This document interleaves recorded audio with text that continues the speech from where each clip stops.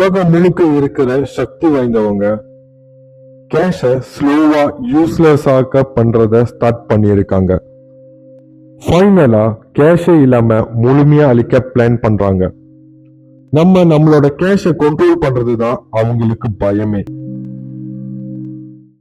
இப்படி இருந்த நமக்கு ஒரு கொஸ்டின்ஸ் வரணும். இது என்ன மாதிரியான ஒரு ராஜ்யம்? கரன்சின்ற ஒரு விஷயத்த நார்மலா நம்ம தெரிஞ்சுக்க தேவையே இல்லை, அன்லெஸ் அது ஒர்க் ஆகிறத ஸ்டாப் பண்ற வரைக்கும். ஆனா ஒன்ஸ் இட் ஸ்டாப்ஸ் ஒர்க்கிங், தென் எல்லாருமே தெரிஞ்சுக்கிட்டு தான் ஆகணும். பிகாஸ் த டைம் உங்க வெல்த், உங்க கிட்ஸோட ஃபியூச்சர் எல்லாமே அதை மட்டும் தான் டிபெண்ட் பண்ணி இருக்கும். இப்போ நான் நினைக்கிறேன் நெக்ஸ்ட் 20 இயர்ஸ்ல டிஜிட்டல் கேஷ் தான் ஒன்லி ஃபார்ம் ஆஃப் மணியா இருக்கும். 20 இயர்ஸ் லேட்டர் born ஆகுற பசங்க கேஷே பார்க்க மாட்டாங்க, மேபி மியூசியம்ல தான் பார்ப்பாங்க. Cashless society. Cashless society. Cashless society. Cashless society. But if you go fully digital cash, நம்ம ஒரு கிராஸ் ரோட்ல இருக்கோம்னு அர்த்தம். பிகாஸ் நம்ம ரெண்டு பாசிபிலிட்டிஸ்ல ஒன்னு சூஸ் பண்ணணும். இது நம்மளோட எல்லா டிரான்சாக்சனுக்கும் ஒரு புரோக்கரா மட்டுமே இல்லாம ஒரு ராஜ்யத்துக்கும் அதுக்கு கீழே இருக்கிற law enforcement, intelligence agency, detector, இதுல யார் வேணாலும் இருக்கலாம். இது ஒரு worse combinations of surveillance capitalism plus surveillance state. இது ஒரு டைஸ்டோபியன் ஃபாசிஸ் சினாரியோவா ஆயிரும். இவங்கனால எல்லா டிரான்சாக்சனும் ட்ராக் பண்ண முடியும். உங்க ஹேபிட்ஸ், உங்க பொலிட்டிக், உங்க மூவ்மெண்ட், உங்க லொகேஷன்ஸ் எல்லா டேட்டாவையும் கலெக்ட் பண்ண முடியும். ஸோ உங்க இன்ஃபர்மேஷன் லீக் ஆகும். பிளஸ் பவர்ல இருக்கிற பீப்புள் டிசைட் பண்ணுனா சுவிட்ச் ஆஃப் பண்ண முடியும். உங்க அக்கௌண்ட க்ளோஸ் பண்ணவும் முடியும். அப்போ உங்க கேஷ் இல்லைன்னா என்ன ஆகும்?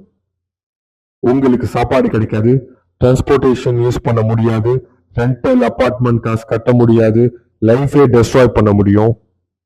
Just like that. இல்லைன்னு நினைக்கிறீங்களா? சைனால இப்போ இது நடந்துகிட்டு இருக்கு. செசம்னு ஒரு சிஸ்டம் இருக்கு. இத சோஷியல் கிரெடிட் ஸ்கோர்னு சொல்லுவாங்க. உங்க சோஷியல் மீடியா மூலமா உங்களுக்கு ஸ்கோர் வழங்கப்படும். அப்படி அதுல லோவஸ்டான ஸ்கோர் எடுத்தீங்கன்னா you are deny access to public transportation, you are deny access to trains, you are deny access to job in government, you are deny access to apartment to rental.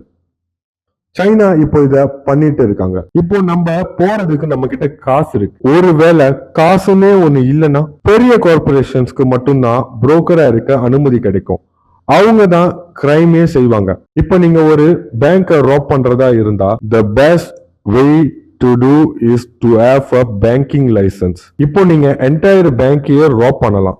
நீங்க ஒரு ஆளுகிட்ட இருந்து 20 வெள்ளியை திருடுனீங்கன்னா ஜெயிலுக்கு போயிருவீங்க. ஆனா நீங்க 2 மில்லியன் பேருக்கிட்ட இருந்து ஹவுஸ் அண்ட் மார்கேஜ் ராப் பண்ணீங்கன்னா ஜெயிலுக்கு போக மாட்டீங்க. உங்களுக்கு 10 மில்லியன் போனஸ் பேங்க்ல இருந்து கிடைக்கும். இந்த உலகத்துல 2 விதமா பவர் எக்ஸ்பிரஸ் பண்ணலாம். ஒன்னு வாய்ஸ், இன்னொன்னு எக்ஸிட். ஒருவேளை வாய்ஸ்க்கு பவர் இல்லைன்னா எக்ஸிட் யூஸ் பண்ணலாம். எக்ஸிட்னா உங்க காசை வெளியெடுக்கிறது, அதோட உங்களையும் வெளியே எடுக்கிறது. ஒரு உதாரணத்திற்கு பிட்காயின் எடுத்துக்கலாம்.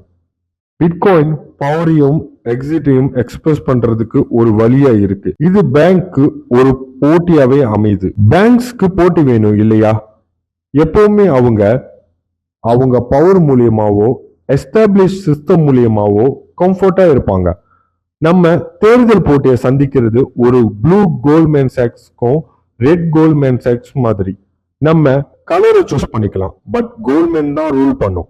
ஸோ உங்களோட ஒரு ஓட் மாற்றத்தை கொண்டு வரும்னு நீங்க நினைச்சீங்கன்னா நீங்க ஒரு FOOL. ஒரு நாட்டோட பார்டர் சென்ஸ்னு பாத்தீங்கன்னா ஈவன் கேஷ்க்கு கூட பார்டர் இருக்கு. ஒரு ஸ்ட்ரிக்டான லைன்ஸ் இருக்கு பிட்வீன் கண்ட்ரீஸ் அண்ட் கரன்சிஸ். கவர்மெண்ட்டுக்கும் பேங்க்கும் டிஃபரன்ஸ் இருக்கு. ஒரு கிரைசிஸ் வந்தா என்டையர் பாப்புலேஷனையே ஹாஸ்டேஜஸா எடுத்துப்பாங்க. பார்டரை ஷட் டவுன் பண்ணிடுவாங்க, கரன்சியை கண்ட்ரோல் பண்ணுவாங்க, கேஷை வித்ட்ரா பண்ண முடியாது, இன்னொரு கரன்சிக்கு மணியை எக்ஸ்சேஞ்ச் பண்ண முடியாது. You go with the ship and you sink down with it. Bitcoin இதுல ஒரு சொர்க்கம்னு சொல்லலாம். ஏன்னா அது பேங்க் அக்கௌண்ட் இல்லாமலே குளோபல் ஃபைனான்சியல் சிஸ்டம்குள்ள போக அனுமதி கொடுக்குது. பிட்காயின் ஒரு பைபாஸ் மாதிரி. தனிப்பட்ட நபர்கள் பிரைவேட்டாகவும் எக்ஸிட் ஆக சேஃபா இருக்கு. இது சக்தி வாய்ந்தவங்களை பயம் கொடுத்தது. ஏன்னா மக்கள் அவங்க பணத்தை கண்ட்ரோல் பண்றாங்க. இது என்ன மாதிரியான ஒரு ராஜ்யம்? ஏன் பிட்காயினை பார்த்து பயப்படுறாங்கன்னு நீங்க நினைக்கிறீங்க? ஃப்ரீடம் ஆஃப் எக்ஸ்பிரஷன் இல்ல, ஃப்ரீடம் ஆஃப் காமர்ஸும் இல்ல. ஒரு உதாரணத்துக்கு ஏர்லைன்ஸ் எடுத்துக்கலாம். ஒரு நாட்டோட பிளாக் அதோட டெய்ல இருக்கும். அதே மாதிரி ஒரு ஃபோன் கம்பெனியோட மோனோபோலைஸ் எடுத்துக்கிட்டீங்கன்னா ஒரு நேஷனாவும் இருக்கும் பிளாக்கோட. Bitcoin is a currency that exists on the internet, that is created on the internet, serve the needs of the internet generations. எந்த ராஜ்யத்துக்கும் எந்த பேங்கோட கட்டுப்பாட்டிலையும் இல்ல. பிட்காயின் ஒரு கம்பெனியும் இல்ல, ஒரு ப்ராடக்டும் இல்ல. அது இன்டர்நெட் புரோட்டோகால்ல இருக்கு. அது ஒரு கம்யூனிகேஷன் மெத்தட் மாதிரி, ஜஸ்ட் லைக் இமெயில். யாருக்கும் சொந்தம் இல்ல. Bitcoin is a digital currency and payment system that is a share good. அது நெட்வொர்க்ல இருக்கிற பார்ட்டிசிபென்ட்குள்ள கண்ட்ரோல் ஆகுது.